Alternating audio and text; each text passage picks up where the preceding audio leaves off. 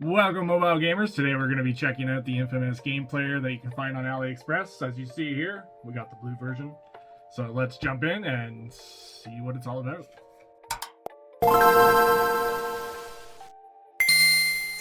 Alright, so at first glance, to me, this thing looks like the Nintendo Switch Lite. And that's kind of what drew me to buying it. Not because I thought it was a Nintendo Switch Lite, but just because of the actual style of it. It does look like it's a little bit smaller than I anticipated. I know it said that it was, I think, a 4.3 inch screen. But yeah, you're looking at a picture right here that makes it look like it's the Nintendo Switch Lite. So let's open it up, do a quick unboxing, and see what's inside. So I paid about $40 Canadian for this. It came within a couple weeks, which I was actually shocked about that. So let's see what we got in here. By the pictures, it doesn't really seem to... Wow, what is that? 5-star gift for you. Oh, cool. So they give you a little gift of Pikachu. That's actually going to go in my Pikachu shrine, because I have one of those.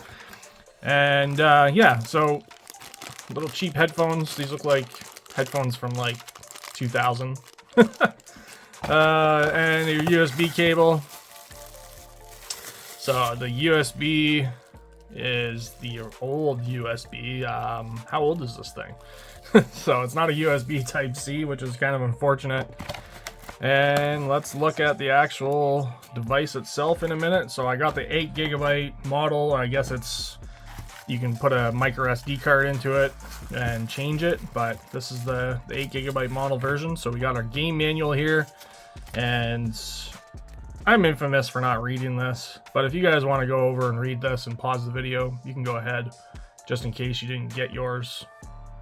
But I don't really read manuals too often. I try to figure it out and hope that it just works right out of the box. But let's see what this thing looks like. It's called the X20 Mini.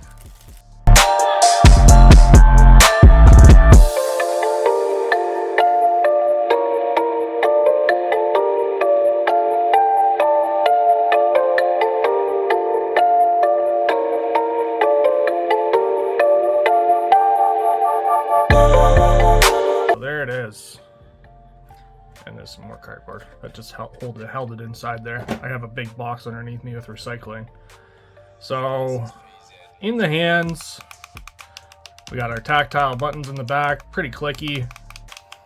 It's not too small, like it's pretty small for what it is, but compared to like a Game Boy Advance, I would say that's a pretty nice looking little controller.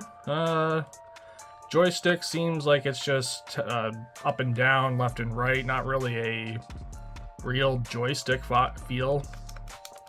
You got your mushy buttons, A, B, X, and Y. And it looks like we got our volume buttons here, start and select, and headphone jack. It's got a mic. I don't know what the mic would be for. That's kind of interesting.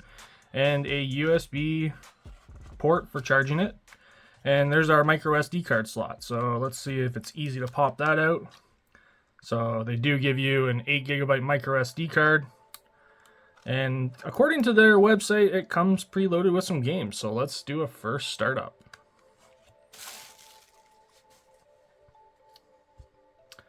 There we go. There's the menu screen. I'm kind of curious as to what these two buttons are. Or maybe these are just decoration.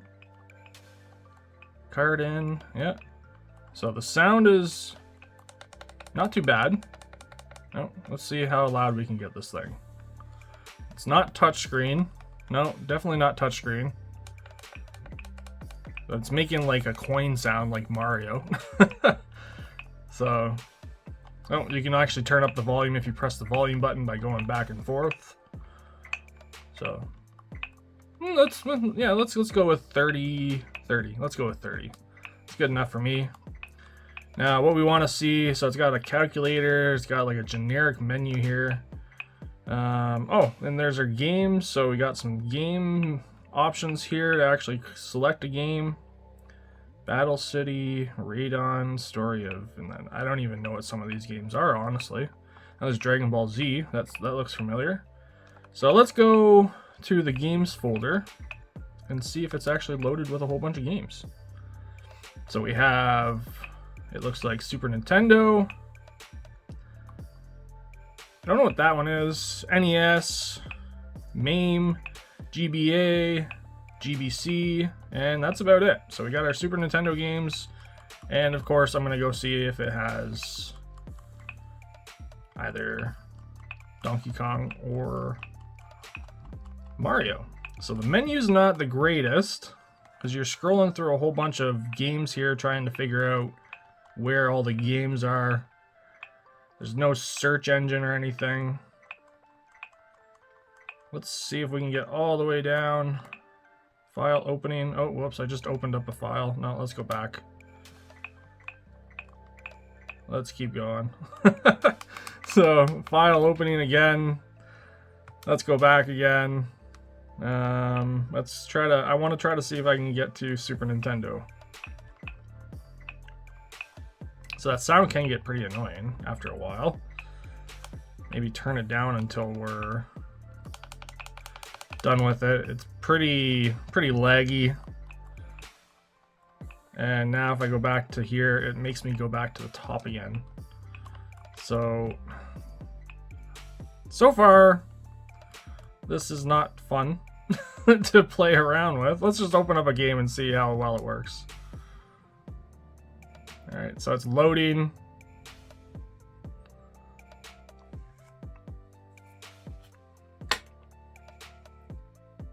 Not really a fan of the menu style yet. Maybe that'll change if you just load it with games that you want to put on there. And you got your back speaker right here. So I thought I picked basketball. That sounds pretty nice though. Like, it's not too bad. It's a cheap little speaker, obviously, but I'm just gonna keep mashing buttons until we actually play the game. Level 1.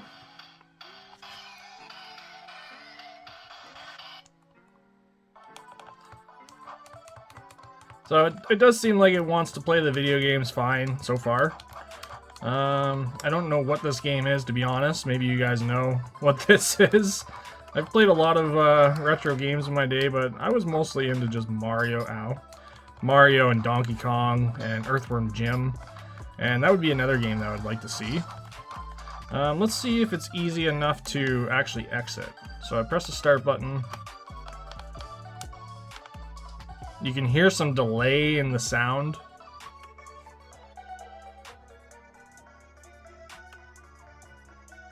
It's like it's stuttering a bit. It's trying to keep up.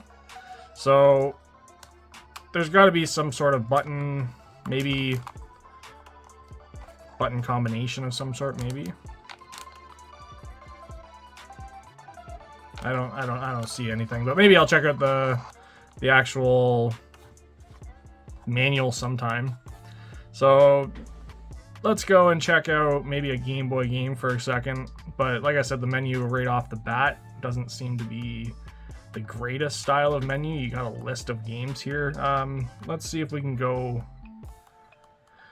into the folder icon.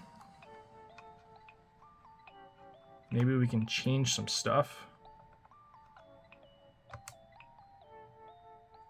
So we got apps, games,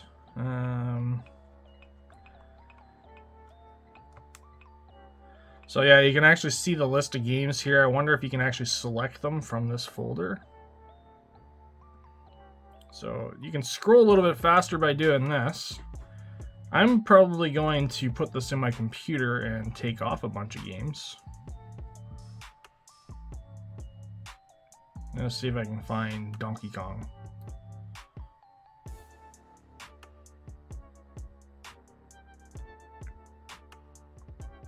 There we go. Donkey Kong Country. Let's go with number 3. The last one of the series. Let's start it. And let's see if it's playable.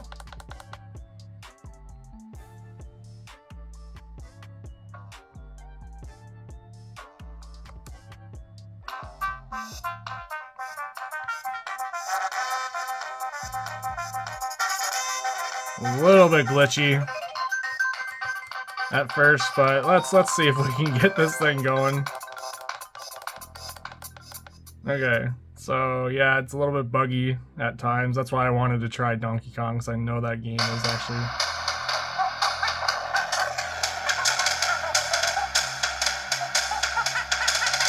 Yeah. So let's see what we got here. Let's turn the volume down a bit. Alright, so the volume... Oh, what did I just do? Okay, return to game.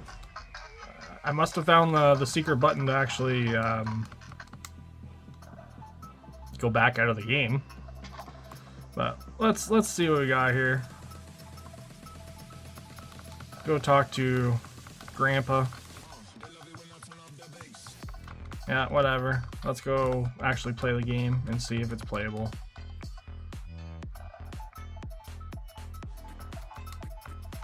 Funky's Rentals. So Super Nintendo doesn't seem like it's being playable right now, but we'll just actually go play the game. It's just the background sounds that are throwing it off a bit. It's a little bit like this joystick's not the greatest. It does spin too when you actually press it. So maybe just using the D-pad will be okay. But here we go. So yeah, lots of delay. You can't double press buttons, so I press this button to like run and stuff, but you can't press the jump button at the same time. And then I just found the secret button, so if you want to exit the game, you're going to be pressing this button, I guess. The left button. Yeah, there you go. But yeah, so that's kind of disappointing, because you want to do a run and jump, and you can't actually do a run and jump with this game, at least. So let's go back out of here. Now that's Super Nintendo for now. Let's get out and go to NES. Maybe we'll look for Super Mario. And like I said, it's not touchscreen whatsoever. The screen kind of seems cheap, to be honest. There is a film on it. I don't really think I'm gonna suggest that. So let's keep going. Like it does look like it's supposed to be touchscreen of some sort, but it's not actually letting me touch it. So, all right. So the right trigger actually does skip a bunch, so you can actually scroll through. It's really clicky. It's really tight and hard to scroll through. It does look like it has Duck Hunt. I don't know how you play Duck Hunt on this thing, but anyways. Let's get to Super Mario. Why would you do it this way? Why would you put all of the games on here? Like, it's kind of cool, I guess. But you could just take all the games off this and put it on your computer. Cheap way to actually get every game out there, right? So I think that's a big bonus. You could get a whole bunch of game files that are on this thing. Let's try to find Super Mario here. Super Mario, where are you? Simpsons. Like I would assume Super Mario would be on here. Super Mario Bros. There we go. Number 1. All right, let's try it.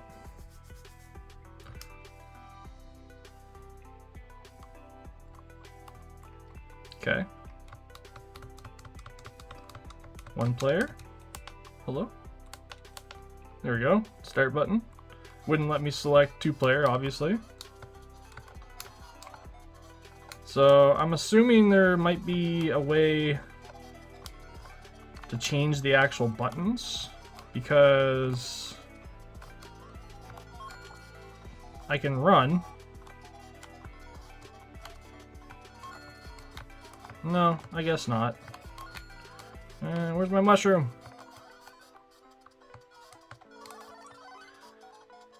So far this seems okay. I'm not gonna do, oh, there we go. Yeah, the buttons are a little bit different.